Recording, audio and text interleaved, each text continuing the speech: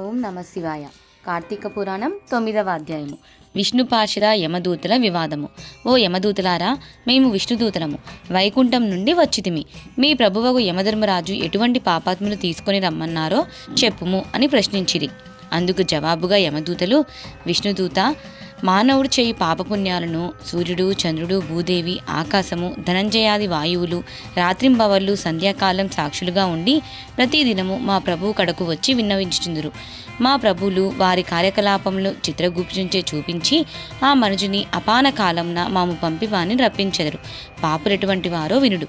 వేదోక్త సదాచారములు విడిచి వేదశాస్త్రములు నిందించువారును, గోహత్య, బ్రహ్మ హత్యాది మహాపాపములు చేసిన వారు, పరస్త్రీలను కామించిన వారు, పరాన్న బుక్కులు, తల్లిదండ్రులను, గురువులను, బంధువులను, కులవృత్తిని తిట్టి హింసించుచున్నవారు, జీవహింస చేయువారు, దొంగ పద్దులతో వడ్డీలు పెంచి ప్రజలను పీడించుచున్నవారు, జారత్వం చోరత్వంచే భ్రష్టులగువారును, ఇతరుల ఆస్తి స్వాహా చేయువారు, శిశుహత్య చేయువారు, శరణ్యవాణిని కూడా వదలకుండా బాధించేవారు, చేసిన మేలును మరిచి కృతజ్ఞులను, పెళ్లిళ్ళు శుభకార్యాలు జరగనివ్వక అడ్డు తగిలేవారు పాపాత్ములు.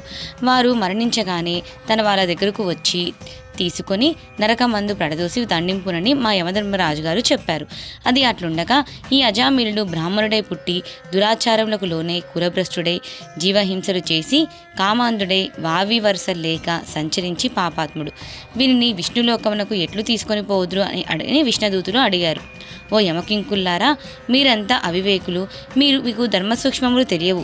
ధర్మసూక్ష్మములు ఎట్టివో చెప్పెదము వినుడు.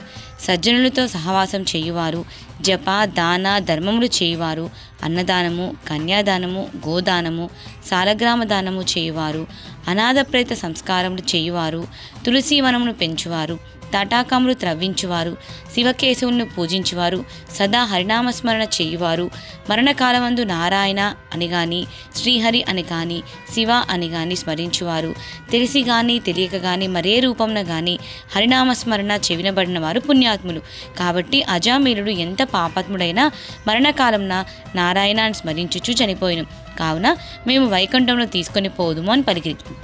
అజామిలుడు విష్ణుదూతలు యమదూతలు సంభాషణలు ఆలకించి ఆశ్చర్యం చెంది, ఓ విష్ణుదూతులారా, పుట్టిన నాటి నుండి నేటి వరకు శ్రీమన్నారాయణ పూజ కానీ వ్రతములు కానీ ధర్మములు కానీ చేసి ఎరగను. వర్ణాశ్రమములు విడిచి కులభ్రష్టుండే నీచకుల కాంతులతో సంసారం చేసి తిని నా కుమారుని అందున్న ప్రేమచే నారాయణ అనినంత మాత్రమున నన్ను ఘోర నరక బాధల నుండి రక్షించి వైకుంఠమునకు తీసుకుపోవచ్చున్నారు. ఆహా, నేనెంత అదృష్టవంతుడును! నా పూర్వజన్మ సుకృతము, నా తల్లిదండ్రుల పుణ్యఫలమే నన్ను రక్షించింది అని పలుకగా సంతోషంగా విమానం ఎక్కి వైకుంఠం వెళ్ళను. కావున ఓ జనక చక్రవర్తి, తెలిసి కానీ తెలియక కానీ నిప్పును ముట్టిన నెట్టుల బొబ్బలెక్కి బాధ కలిగించునో అట్లనే శ్రీహరిని స్మరించిన ఎడల సకల పాపములు నశించి మోక్షం నొందెరు. ఇది ముమ్మాటికి నిజము. 9వ అధ్యాయం సమాప్తము. ఓం నమ శివాయ.